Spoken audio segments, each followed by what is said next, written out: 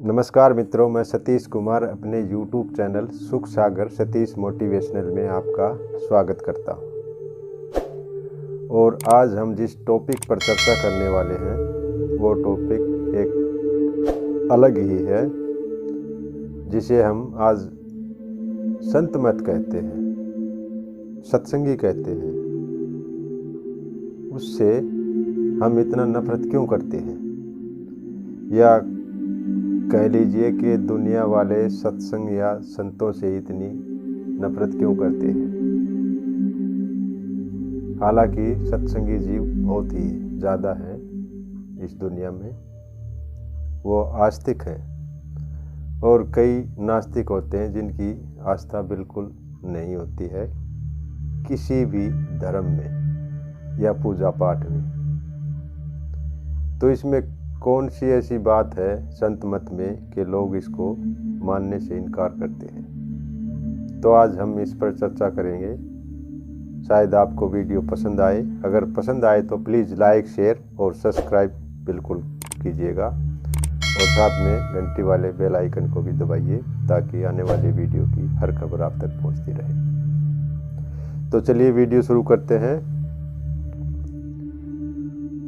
तो सत्संग से लोग इतना क्यों डरते हैं, या संत मत से कहिए इतना हम क्यों डरते हैं।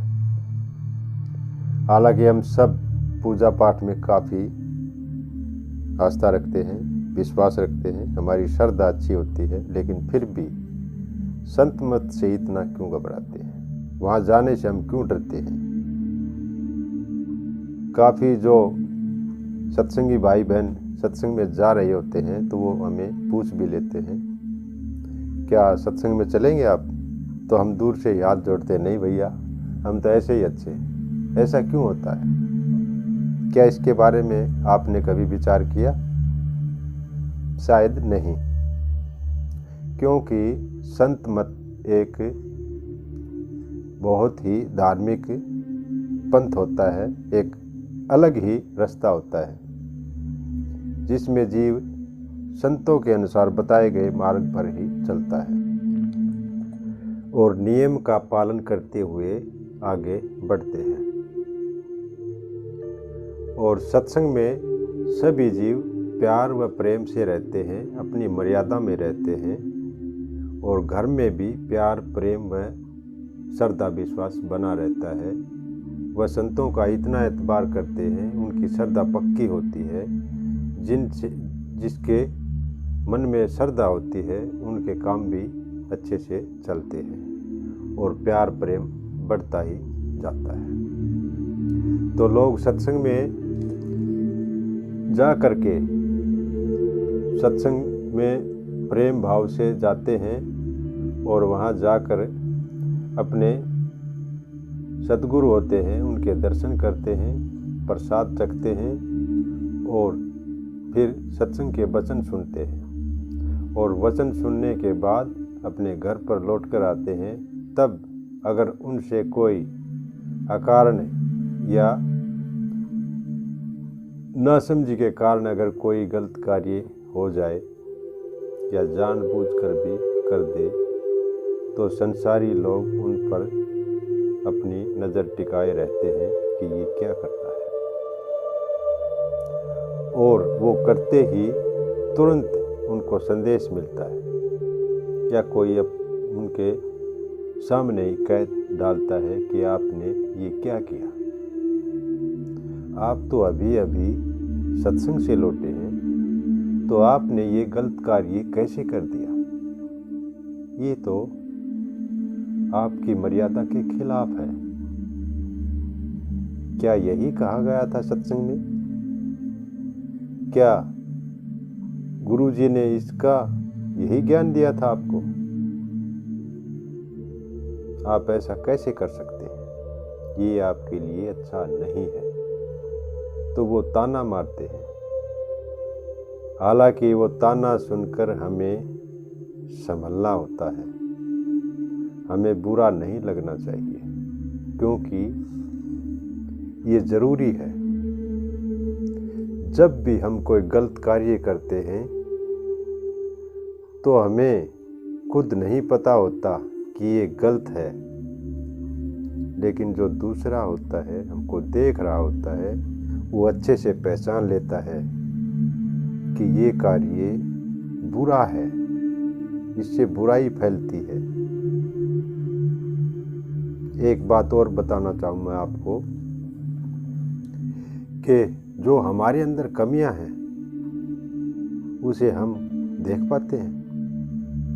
बिल्कुल नहीं देख पाते। और जो दूसरा है, जो हमारे पड़ोस में रहता है या हमारे गांव में रहता है या कोई भी हो, वो हमारी बुराई को एकदम पहचान लेता है। और तब हालांकि वो हमारे सामने ना भी कहे, लेकिन किसी से तो कहता है कि यार वो फलाने में ये कमी है,